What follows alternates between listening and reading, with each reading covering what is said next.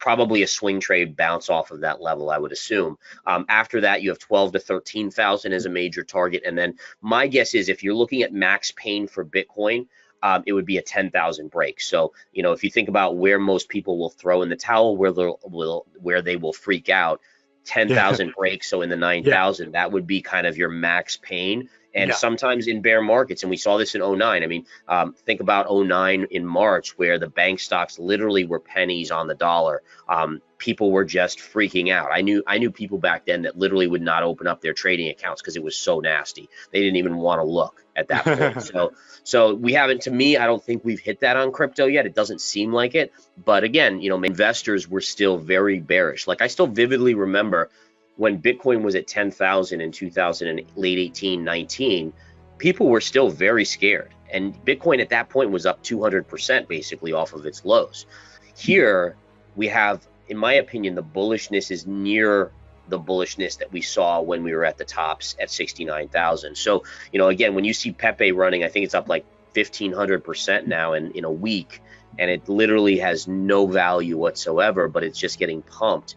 Those are red flags to me as a trader and an investor, right? If this was the stock market and I saw AMC doing that again or GameStop, I would be equally as concerned. And so for me, to me, it doesn't seem like a true bottom. So it has me on edge. And I still think whether we go higher or not, my guess is there's still more pain to fully flush out crypto. And that could come.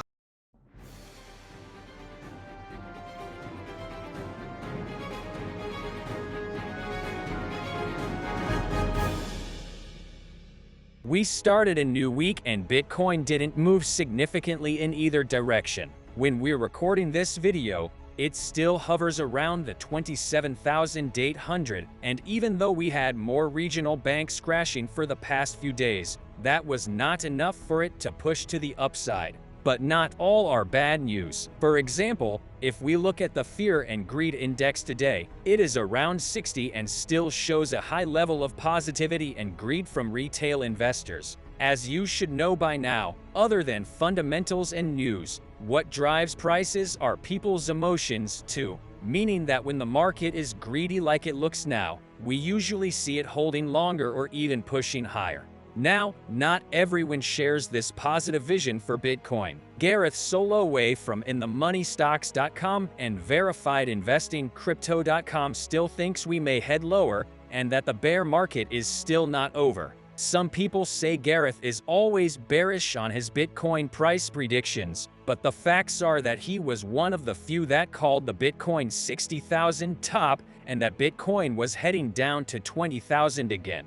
Of course, everyone called him crazy back then, but people are starting to trust Gareth's technical analysis expertise. In this video, we will hear what he says about the upcoming max pain on Bitcoin, and you need to pay close attention until the end so you don't get smashed if this prediction comes to reality. So as of now, and we talked about in the last video, the 30,500 level where we stopped is psychologically a huge level. So for me, I'm still in the camp where this is still a bear market. If you look at the move down from 69,000 to 15.7, then the bounce to 30,000, it's still relatively within past cycles bounces, right? We've seen in 2018, 2019, heck, we had bounces from 3,500 back to close to 10,000. So percentage-wise, that's even bigger than what we've seen here. I'm also, and we just talked about it previously too, is I'm also very concerned about the psychology of investors in crypto being far too bullish at this point. If this is a bull market cycle, if you look at past bull markets, investors were still very bearish. Like I still vividly remember when Bitcoin was at 10,000 in 2000 and late 18, 19, people were still very scared. And Bitcoin at that point was up 200% basically off of its lows. Here we have, in my opinion, the bullishness is near the bullishness that we saw when we were at the tops at 69,000. So, again, when you see Pepe running, I think it's up like 1,500% now in a week, and it literally has no value whatsoever, but it's just getting pumped. Those are red flags to me as a trader and an investor, right? If this was the stock market and I saw AMC doing that again or GameStop, I would be equally as concerned. And so for me, to me, it doesn't seem like a true bottom. So it has me on edge. And I still think whether we go higher or not, my guess is there's still more pain to fully flush out crypto. And that could come from regulation. It could come from stock market collapsing. One of the things I like to say is even though I think we could go a little bit higher in the stock market, we discussed that as well, I still think we are headed much, much lower over the next year or two in the stock market. And if that does happen, it's hard for me to believe that crypto will withstand, 20, 30% down on the S&P 500. So this is how I have my chart set up. And basically you can see we had this is where the banking crisis kind of started, right in this area. We had the big push up, we then had sideways move. We just talked about how that 27,000 level is the current support here. Up here, this is your 30,500 level. And again, just to show everyone where I'm getting that from is if you stretch that line all the way back, you have this little pivot right here, which was hit multiple times after this initial move in Bitcoin. It came down, it hit again, then ran to 65,000. Then it came down again and hit 1, 2, 3, 4 times, then ran to 69,000 before breaking back and consolidating right at that same level. So technically speaking, to me, that's a huge wall right there. And we've already seen it tested, and now it's, it's pulling back a little bit, but we're hanging relatively close. So you got to give it credit. It's not collapsing right off that level, which means there is a chance it can break through. So if we just go into the short term, and we talked about this, if you break 30,500, I have this trend line from this pivot right here to here. That would probably be your first area of resistance. So if we get through 30,500, you're looking at 33, 34,000 right up here. On the downside, if we take out the 27,000, you have this pivot here at 24 and this at 25. So those would be your two levels. And then lastly, we just talked about how here's my trend line going into this pivot right through here and right down to here. This would be my concern, right? If we ever get below this line and we break this trend line, that's where I would say, okay, now we're likely at least going to test the lows at 15.7. I still think there's possibility that we could see 12 to 13,000 and 9,000. It seems kind of ludicrous at this point, but again, from some of the stuff I'm looking at on the stock market, that would be the catalyst, is that if the stock market really does take a dump later this year or next year, that selling pressure will take Bitcoin with it. My view is that, again, especially, and again, just looking at common sense things like, if we look at this big M top and then how much we've rallied back, I mean, again, bear markets have bull rallies within them, right? Just like bull markets have bear pullbacks within them. And so this to me is still showing me that we're within that. Now, it's kind of interesting because you could talk to what we would call fundamentalists in crypto, where they're saying, well, it's the 4-year cycle playing out again, and honestly, it looks like that, right? This is where the 4-year cycle normally would start to bring Bitcoin up. You got the halving next year, all of these factors. I'm just skeptical about that. Number one, everyone's talking about that. That makes me wary that it actually will play out. And number two is that this is the first crypto, bear market where the Fed is not printing money. And so I think considering we don't have a lot of data points, and I know you're a big data person, you only go back to 2009 in our data on Bitcoin. So yes, it's had 4-year cycles, but you've only had 3 of those, right? I mean, it's not a huge data sample size. And so now we have the Fed that's actually tightening. We have inflation higher, so they're somewhat handcuffed in terms of printing money again.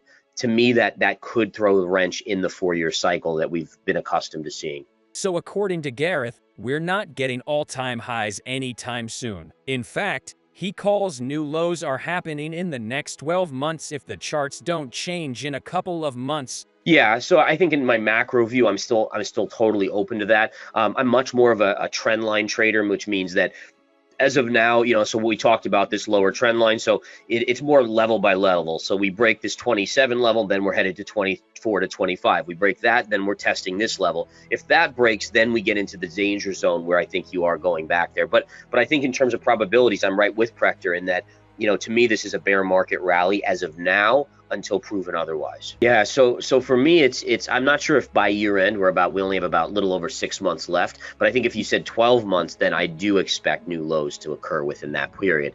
If we don't hit new lows within 12 months, then I think honestly we're in a bull market and we're off to the races. I think every bull and bear market has somewhat of a time factor attached to it, and so you're kind of in this period where if we're going to see the downside, maybe we go a little higher first, but we need to see it sooner than later. Eventually we see the bull market really, investors will finally say, okay, let's drive this thing higher. And I also think that, you're in a period where you have this waiting on regulation. I do believe that, and it's not technical, but if we get regulation and clarity at some point, that also can be a positive for Bitcoin, as it will allow big money to come in. So, and by the way, you might say, well, why the heck haven't we got regulation yet?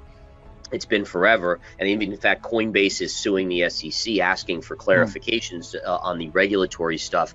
And the answer is very simple, is that the government wants to release their CBDC first and then give the clarifications, because they want that foothold. And China, interestingly enough, China did this exact same thing. They basically outlawed Bitcoin, and then they launched their digital yuan, and then they brought back Bitcoin.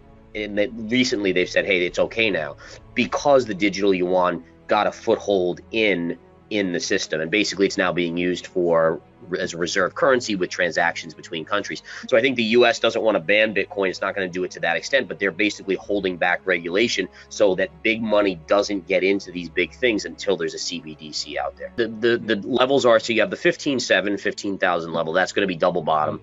Probably a swing trade bounce off of that level, I would assume. After that, you have 12 to 13,000 as a major target. And then my guess is, if you're looking at max pain for Bitcoin, it would be a 10,000 break. So, if you think about where most people will throw in the towel, where they will freak out, 10,000 breaks. So in the 9,000, that would be kind of your max pain. And sometimes in bear markets, and we saw this in 09. I mean, think about 09 in March, where the bank stocks literally were pennies on the dollar.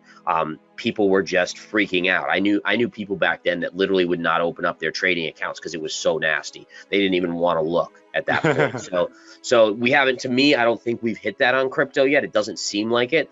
But again, maybe it's a new breed here in crypto, and this is the way it is. What do you think? Are we enduring max pain again with a massive drop to 15 or even 10,000 Bitcoin? Or is Gareth wrong this time, and there's no way Bitcoin will drop its value so much again? Let us know your thoughts in the comments below, and if you want to see more daily crypto content like this, please leave a like and subscribe. Thanks.